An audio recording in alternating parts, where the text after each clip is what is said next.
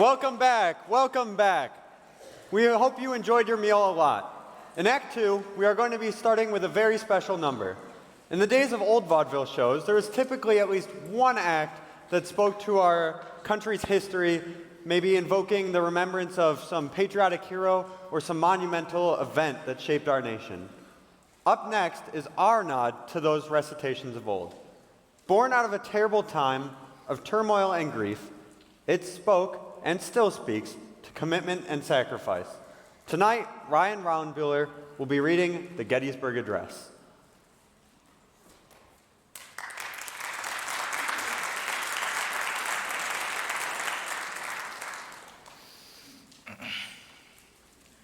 The Battle of Gettysburg was fought between July 1st and July 3rd, 1863. It was one of the most bloodiest battles of the United States Civil War, with an over 51,000 casualties. Soldiers killed, injured, or otherwise lost in action, combined. Around 3,100 U.S. troops were killed, while 3,900 Confederates died. The U.S. victory there marked a turning point of the war. President Lincoln was asked to deliver a message at the dedication of the Gettysburg Civil War Cemetery on November 19th, 1863. The featured speaker for the occasion was Edward Everett, former dean of Harvard University and one of the most famous orators of his day. He spoke for 2 hours. Then Lincoln delivered his message. It took 2 minutes. Lincoln tied the current struggle to the days of the signing of the Declaration of Independence, speaking of the principles that the nation was conceived in liberty and the proposition that all men are created equal. Moreover, he tied both to the abolition of slavery, a new birth freedom, and the maintenance of a representative government. Despite, or perhaps of his brevity, since the speech was delivered, it has come to be recognized as one of the most powerful statements in the English language.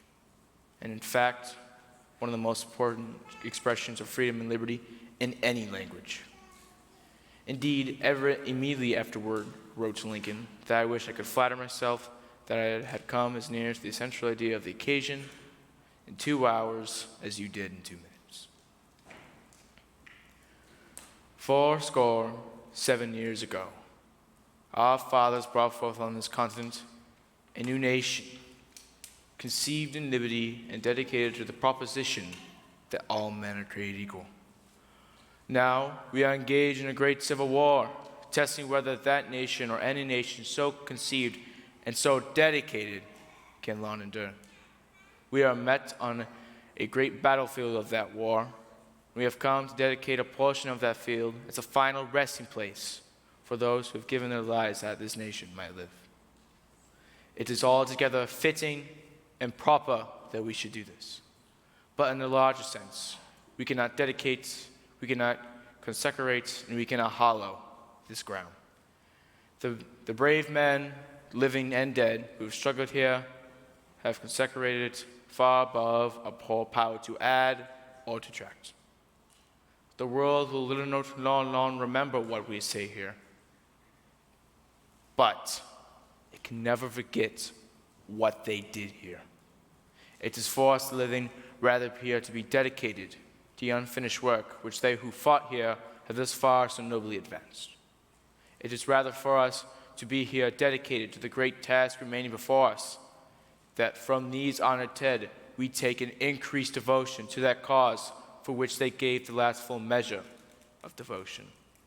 That we here highly resolve that these dead shall not have died in vain, that this nation, under God, shall have a new birth of freedom, and that government of the people, by the people, for the people, shall not perish from this earth.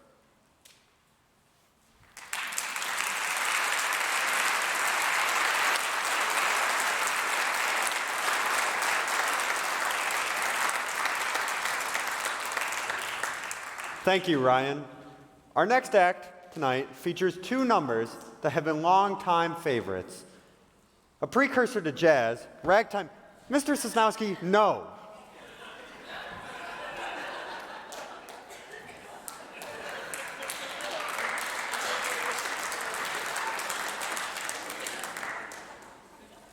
As I was saying before I was rudely interrupted, our next act features two numbers that have been longtime favorites. A precursor to jazz, ragtime music was popular in the 19th and 20th centuries. Probably the most familiar name associated with this genre is that of Scott Joplin, whose compositions have been enjoyed and loved by all music lovers for decades. Of an entirely different musical style, Scotland the Brave is a familiar and much-loved tune that was also published in the early 20th century when ragtime was popular. Tonight, Audrey Gerhardt and Dom Noki perform for you wonderful arrangements containing both of these.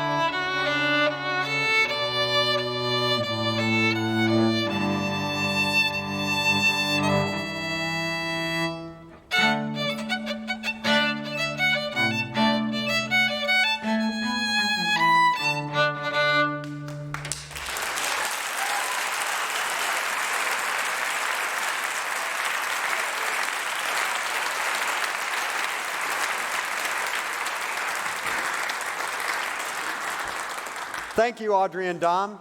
Now, before we go to our next act, I actually have a story that I like to tell of you that my friend told me, and I think you might find it's interesting. So my buddy's walking home, and up ahead, he sees a house with a... What are you doing here? No, this is my joke. No, there's nothing wrong with my joke. Look, I'm the MC. No, you cannot hook the MC. Now, go on, go.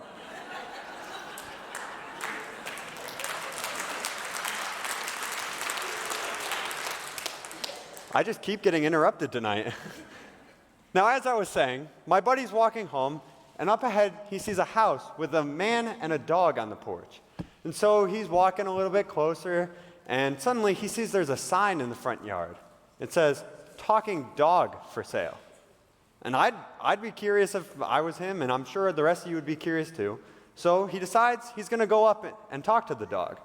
And so he goes up and he says, "What have you done with your life?" And the dog answers, surprisingly. He says, "I have led a very full life. I rescued avalanche victims in the Alps, and then I served my country in Iraq. Now I spend my days reading to the residents of a retirement home." And my friend's flabbergasted, and he turns to the man on the porch and he says, "Now, why would you ever want to get rid of such an incredible dog like that?" And the man leans over and he says, "Because he's a liar. He never did any of those things."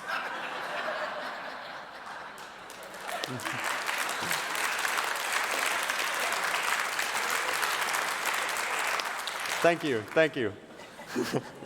I've never met a talking dog, so I have no idea if they lie or not. Our next act tonight will transport you to a land of clean, bracing air, spectacular views, and some say the best vocal gymnastics in the world. We're going to welcome Lydia Jensen performing "She Taught Me How to Yodel."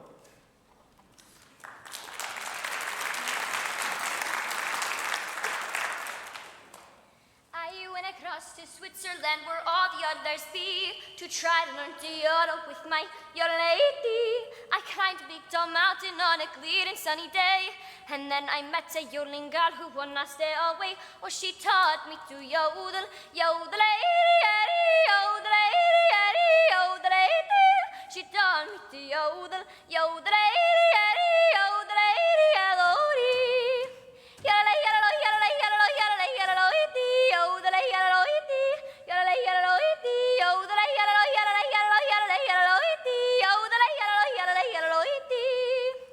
And now I'm gonna teach you how to yodel just like me. It's easy when you're singing to go your lady.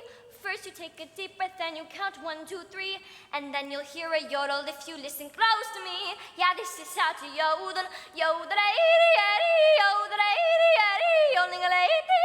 Yeah, this is how to yodel, yodel-a-dee, yodeling-a-lady, yodel-a-dee.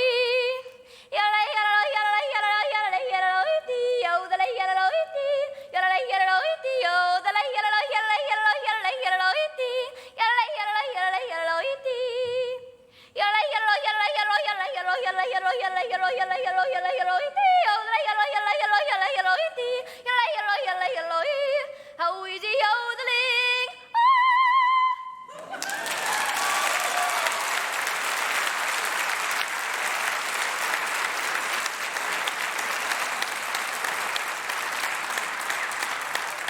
Thank you, Lydia. That was really, really impressive. Wish I could yodel like that. Next up, it's a hot, humid summer night. You're at a cabin way up in the mountains, and you're sitting on your front porch. Suddenly, you hear a banjo off to the east. Still no. Stop. Stop. As I was saying, hear a banjo off to the east, then another answering from the west, and soon, some kind of crazed stringed instrument competition is going on. Tonight, Andrew Peterson and Harrison Knapp are going to recreate that scenario for you with a twist.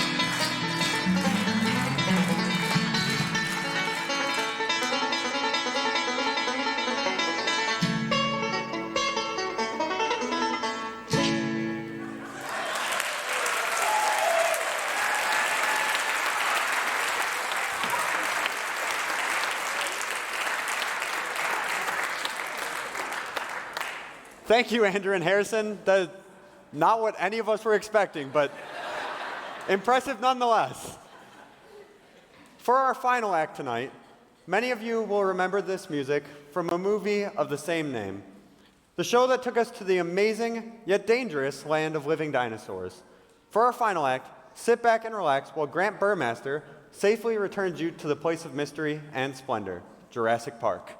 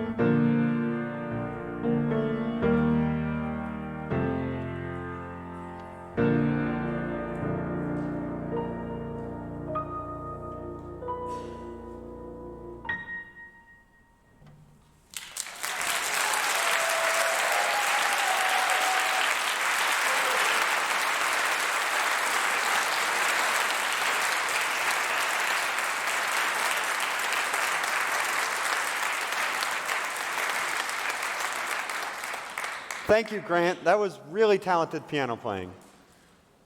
And that's our show for tonight, folks. Thank you.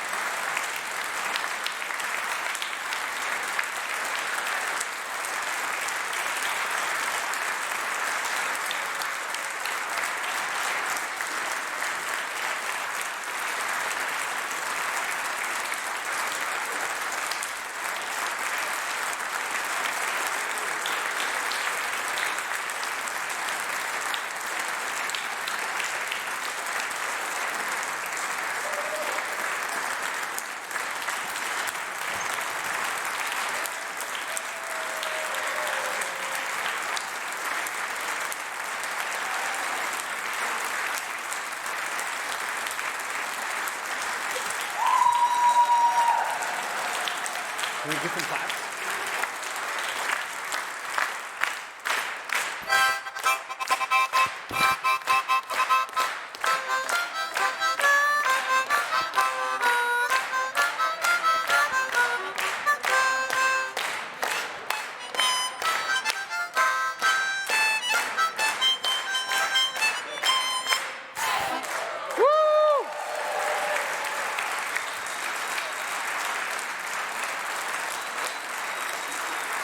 Thank you very much, everyone. Before you go home, we just have a quick thank you to Carolyn Pearson. I don't know where she's sitting, but a big, huge thank you for our director. And a thank you to Chris McCormick, who oversaw all the food for tonight. Thank you, Chris. I don't know where she's sitting either, but... And thank you. And now I can turn it back to Pastor Ron for a few words. But thank you again.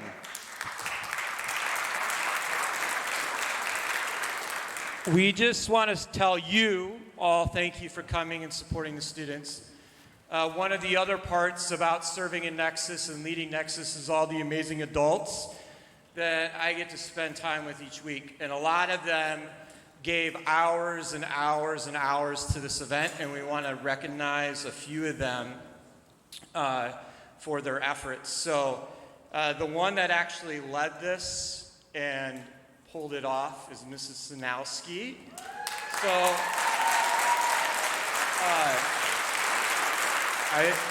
she may be, is she hiding somewhere? I don't see her. She may be busy. Thank you. This would not have happened without her. I have no skills. So she did an amazing job and really led this whole thing. And it takes a lot. And the other person who put significant time in with the food that you all ate is Mrs. McCormick, Chris in the back. And we want to recognize that.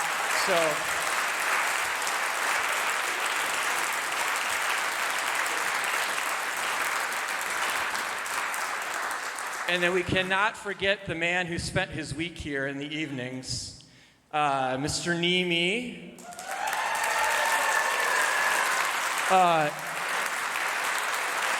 I didn't get you flowers.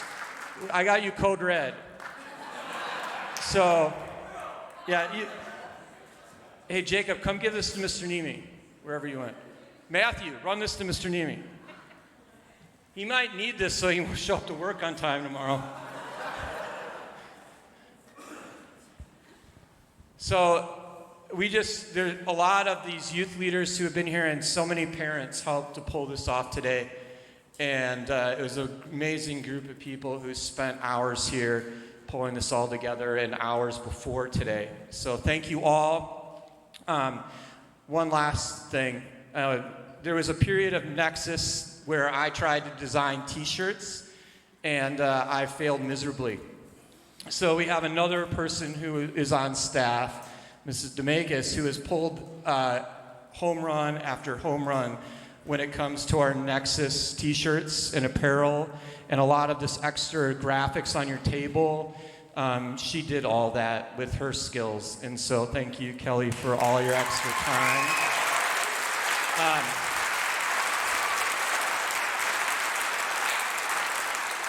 And we can't forget my friend David and all of his friends who he works with who set all this up, because they did a lot of extra things to make this all work well today. So thank you, David and Matthew. So, and it really is a blessing to see all of you out here. We never knew what this would look like this year, and to have 250 plus people sign up because they want to be a part of students' lives is pretty amazing. So thank you. It means a lot to me and all of these students to know that we're a part of a church that supports student ministries, and a senior pastor and other staff that invest in it over and over and over again. And then all of you parents and grandparents and friends and family that came because you want to see God work in students' lives. Thank you. And so I think that's it. If you are willing, we do have to do a little cleanup. I think there's an expectation that there's church here tomorrow morning. So don't feel like you have to rush out, but at some point, please talk to your students. Students, say thank you to your tables. They're going to come around. If you have envelopes, you can hand them to them at that time. And thank you all for being here.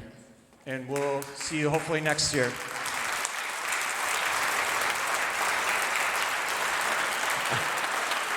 I was supposed to say thank you to all of you guys too, but Ron said it for me. So just one more thank you to all of you wonderful people here tonight, and good night.